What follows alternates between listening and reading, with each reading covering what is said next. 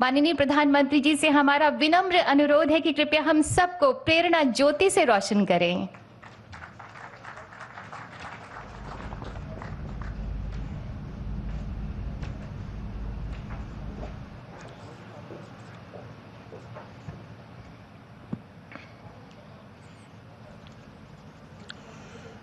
इस ऐतिहासिक कार्यक्रम में उपस्थित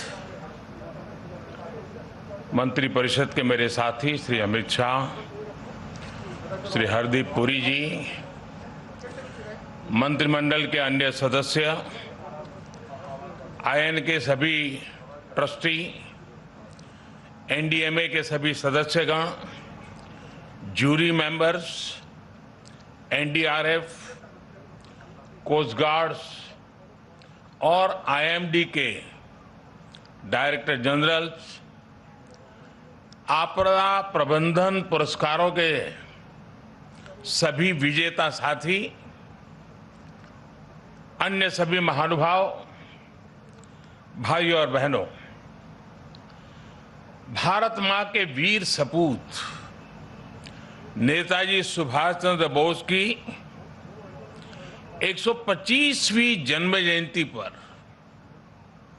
पूरे देश की तरफ से मैं आज कोटि कोटि नमन करता हूं। ये दिन ऐतिहासिक है, ये कालखंड भी ऐतिहासिक है और ये स्थान जहां हम सभी एकत्रित हैं वो भी ऐतिहासिक है। भारत के लोकतंत्र की प्रतीक हमारी संसद पास में है, हमारी क्रियाशीलता और लोकनिष्ठा के प्रतीक अनेक भवन भी हमारे साथ पास में नजर आ रहे हैं, हमारे वीर शहीदों को समर्पित नेशनल वॉर मेमोरियल भी पास है। इन सब के आलोक में आज हम इंडिया गेट पर अमृत महोत्सव मना रहे हैं और नेताजी सुभाष चंद्र बोस को आदरपूर्वक श्रद्धांजलि दे रहे हैं। नेताजी सुभाष जिन्होंने हमें स्वाधीन और संप्रभु भारत का विश्वास दिलाया था, जिन्होंने बड़े गर्व के साथ, बड़े आत्मविश्वास के साथ, बड़े साहस के साथ अंग्रेजी सत्ता के सामने कहा था, मैं स्वतंत्रता की भीख नहीं लूंगा, मैं स्वतंत्रता की भीख नहीं लूंगा, मैं इसे हासिल करूंगा। जिन्होंने भारत की धरती पर पहली आजाद सरकार को स्थापित किया था, हमारे उन नेताजी की भव्य प्रतिमा आज डिजिटल स्वरूप में इंडिया गेट के समीप स्थापित हो रही है। जल्द ही इस होलोग्राम प्रतिमा के स्थान पर ग्रेनाइट की विशाल प्रतिमा भी लगेगी। ये प्रतिमा आजादी के महानायक को कृतज्ञ राष्ट्र की श्रद्धांजलि है। नेताजी सुभाष की ये प्रतिमा हमारी लोकतांत्रिक संस्थाओं को, हमारे पीढ़ियों को राष्ट्रीय कर्तव्य का बोध कराएगी, आने वाली पीढ़ियों को, वर्तमान पीढ़ी को निरंतर प्रेरणा देती रहेगी।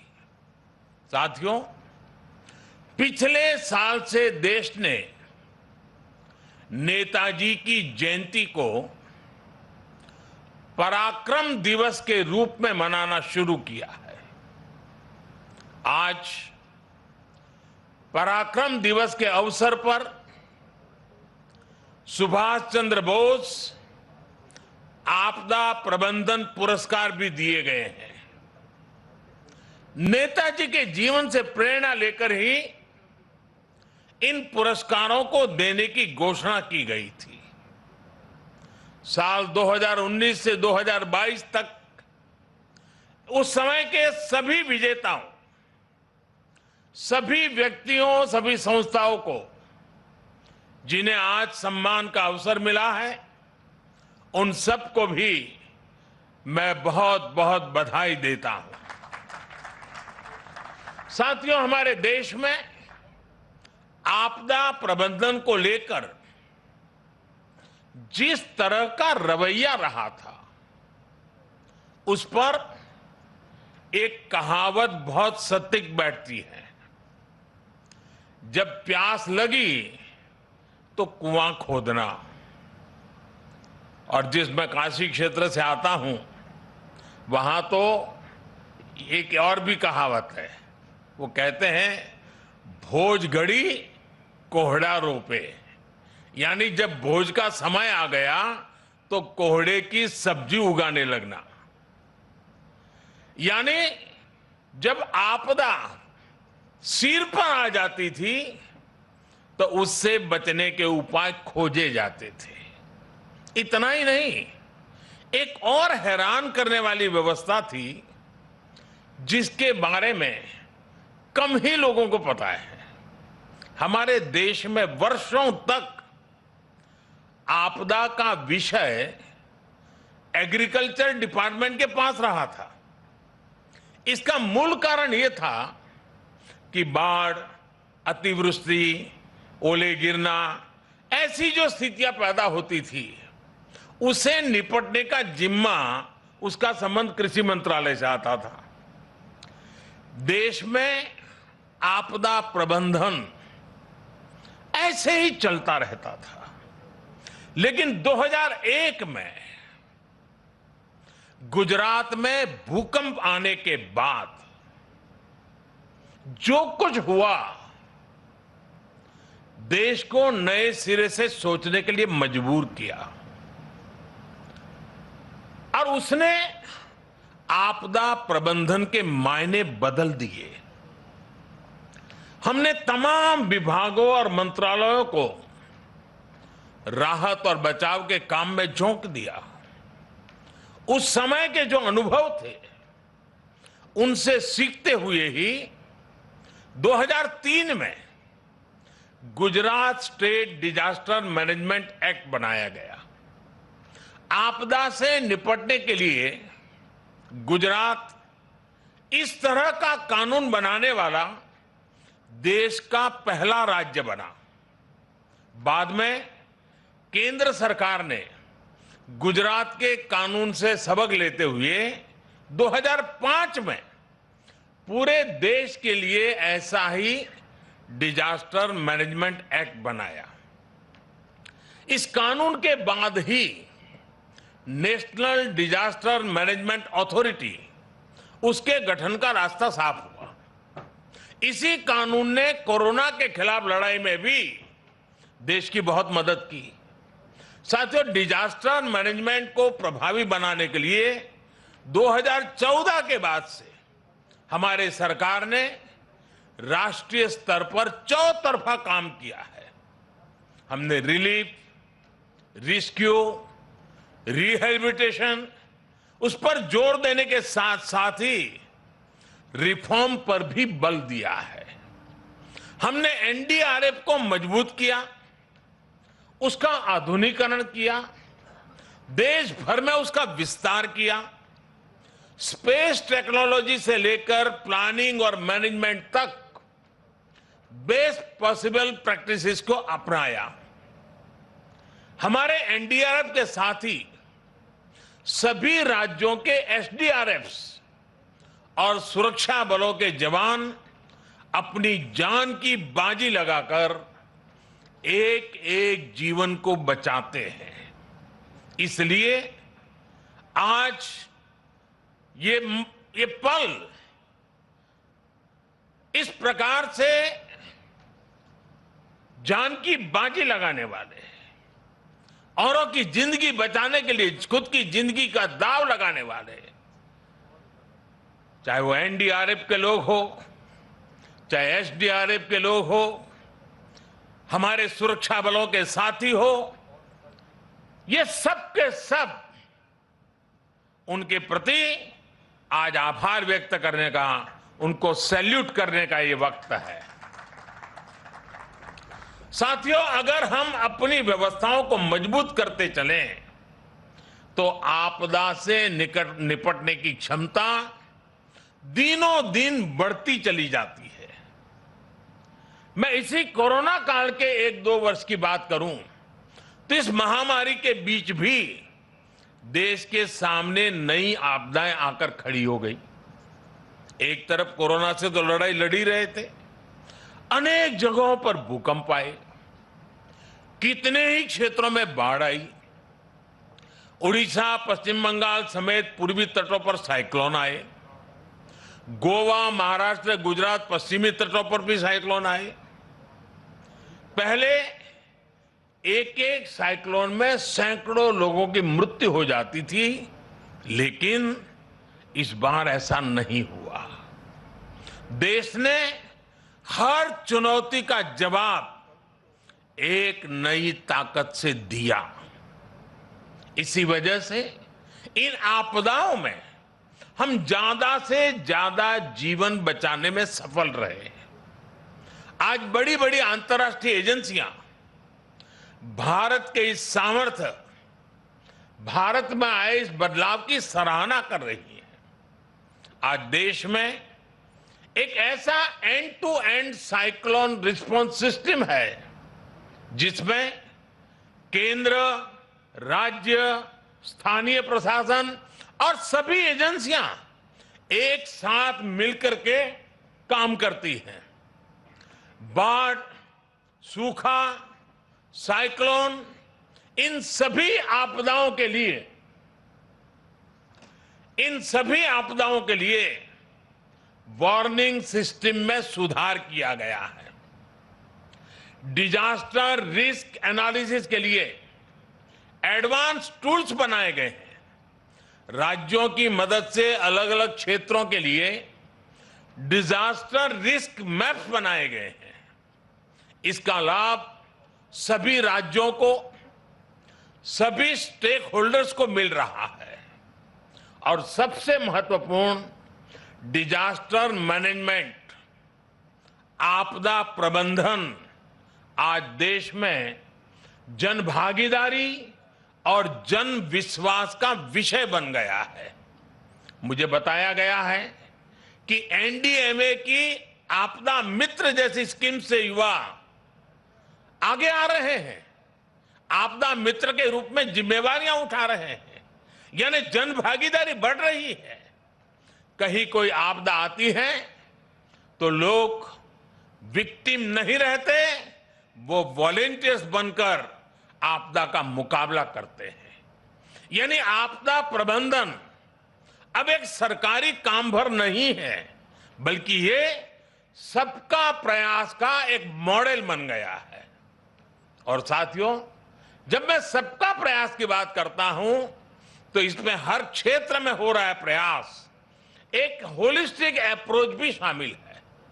आपदा प्रबंधन को प्राथमिकता देते हुए हमने अपने एजुकेशन सिस्टम में भी कई सारे बदलाव किए हैं।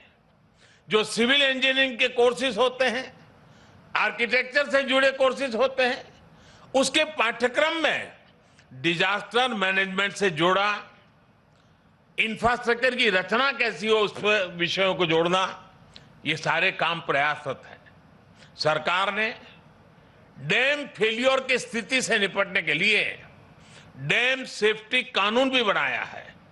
साथियों, दुनिया में जब भी कोई आपदा आती है तो इसमें लोगों की दुखद मृत्यु की चर्चा होती है कि इतने लोग मृत्यु हो गई, इतना ये हो गया, इतने लोगों को हटाया गया। आर्थिक नुकसान भी बहुत होता है, उसकी भी चर्चा की जाती है। लेकिन आपदा में जो इंफ्रास्ट्रक्चर का नुकसान होता है वो कल्पना से परे होता है। इसलिए ये बहुत आवश्यक है कि आज के समय में इंफ्रास्ट्रक्चर का निर्माण ऐसा हो जो आपदा में भी टिक सके, उसका सामना कर सके। भारत आज इस दिशा में भी तेजी से काम कर रहा है। जिन क्षेत्रों में भूकंप, बाढ़ या साइक्लोन का खतरा ज्यादा रहता है, वहां पर पीएम आवास योजना के तहत बन रहे घरों में भी इसका ध्यान रखा जाता है। उत्तराखंड में जो 4 धाम महापरियोजना का काम चल रहा है, उसमें भी आपदा प्रबंधन का ध्यान रखा गया है। उत्तर प्रदेश में जो नए एक्सप्रेस वे बन रहे हैं, उनमें भी आपदा प्रबंधन से जुड़ी बारीकियों को प्राथमिकता दी गई है। आपात स्थिति में एक्सप्रेस वे विमान उतरने के काम आ सके, इसका भी प्रावधान किया गया है। यही नए भारत का विजन है, नए भारत के सोचने का तरीका है। साथियों, डिजास्टर रेजिलिएंट इंफ्रास्ट्रक्चर की इसी सोच के साथ भारत ने दुनिया को भी एक बहुत बड़ी संस्था का विचार दिया है, उपहार दिया है। यह संस्था है CDRI, coalition for disaster resilient infrastructure.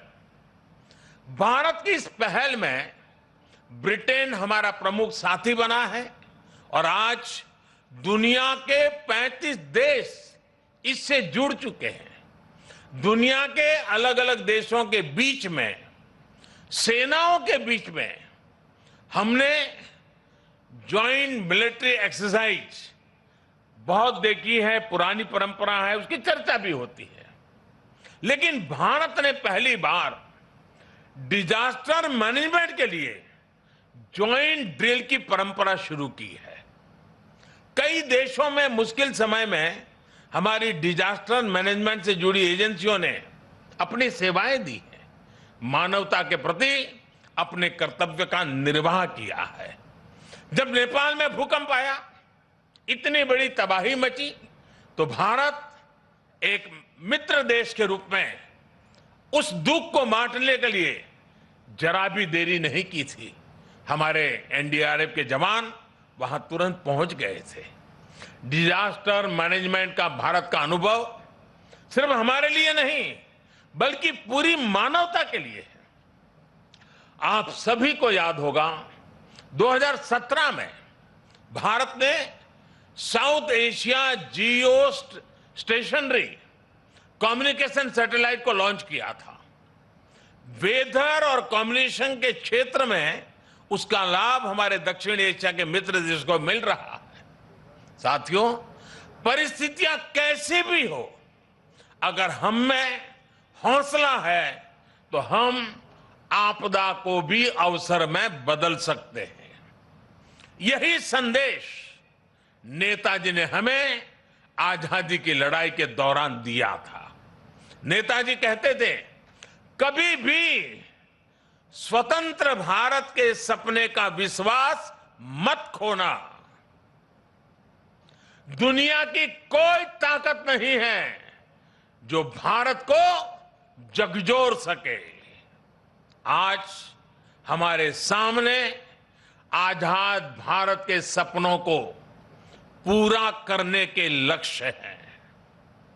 हमारे सामने आजादी के 100वें साल से पहले,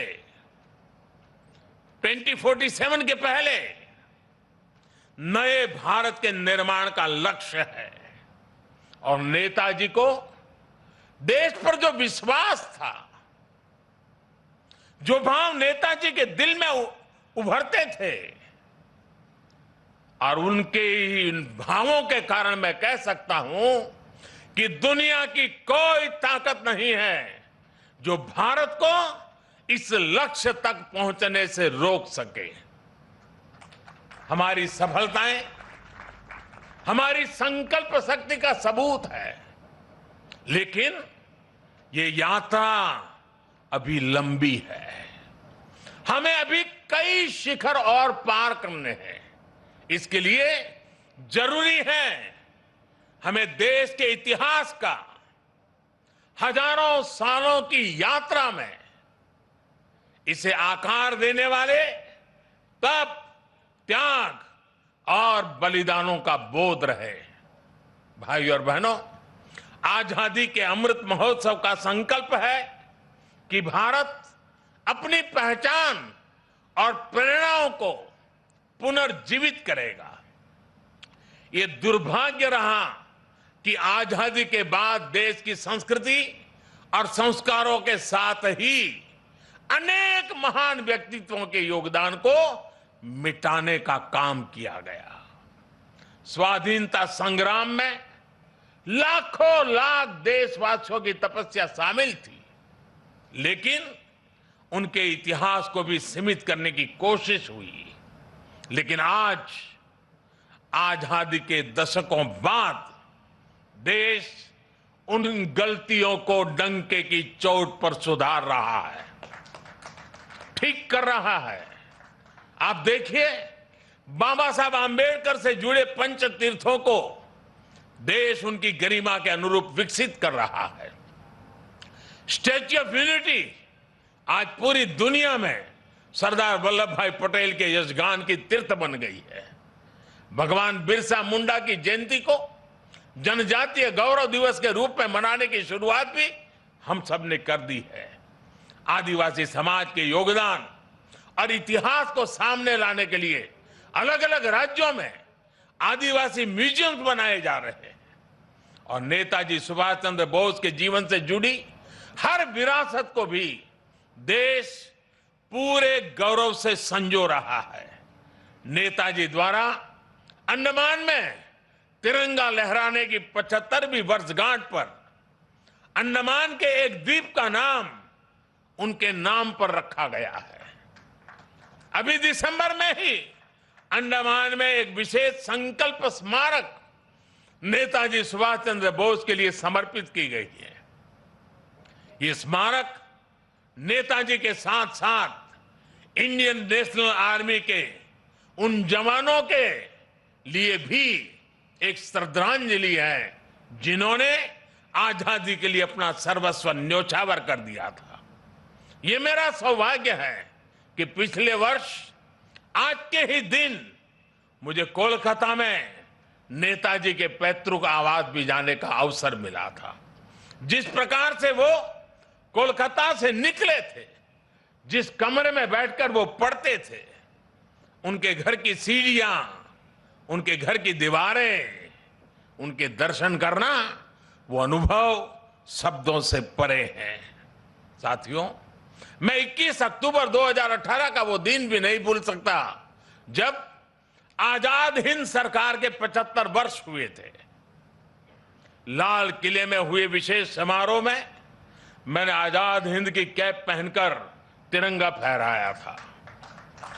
वो पल अद्भुत था, वो पल अविस्मरणीय है। मुझे खुशी है कि लाल किले में ही आजाद हिंद फौज से जुड़े एक स्मारक पर भी काम किया जा रहा है। 2019 में 26 जनवरी की परेड में आजाद हिंद फौज के पूर्व सैनिकों को देखकर मन जितना प्रफुल्लित हुआ, वो भी मेरी अनमोल स्मृति है। और इससे भी मैं अपना सौभाग्य मानता हूं कि हमारी सरकार को नेताजी से जुड़ी फाइलों को सार्वजनिक करने का अवसर मिला।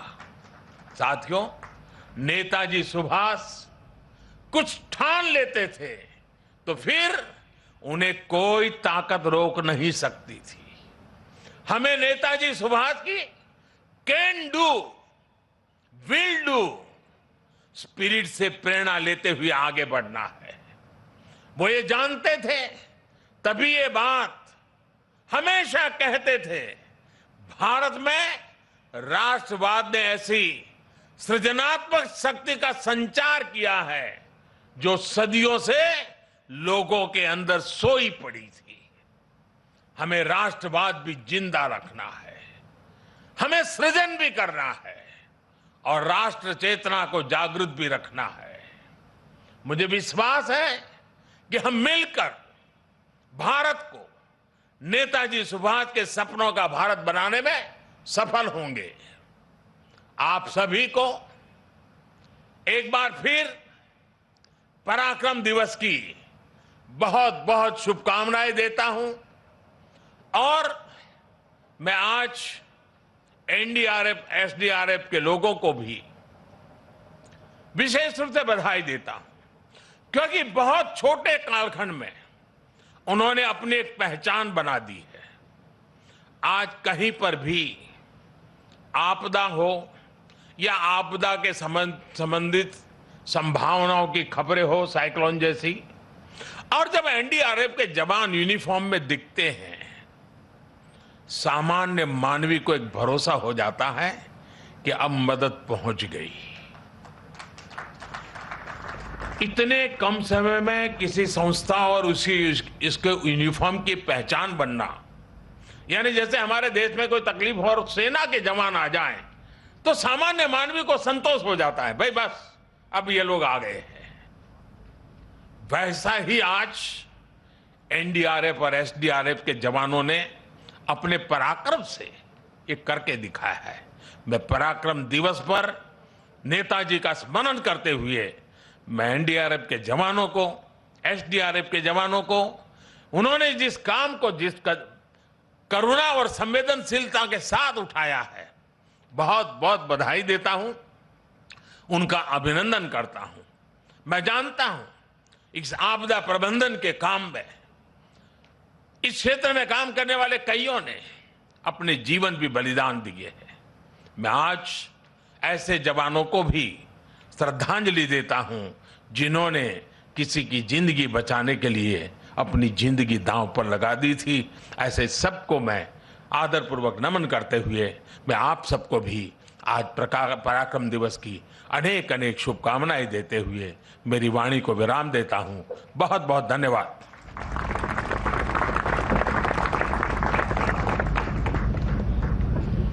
कोटि कोटि धन्यवाद माननीय प्रधानमंत्री जी, दिव्य कांति वाले शब्दों के लिए। बहुत बहुत आभार माननीय प्रधानमंत्री जी आपका।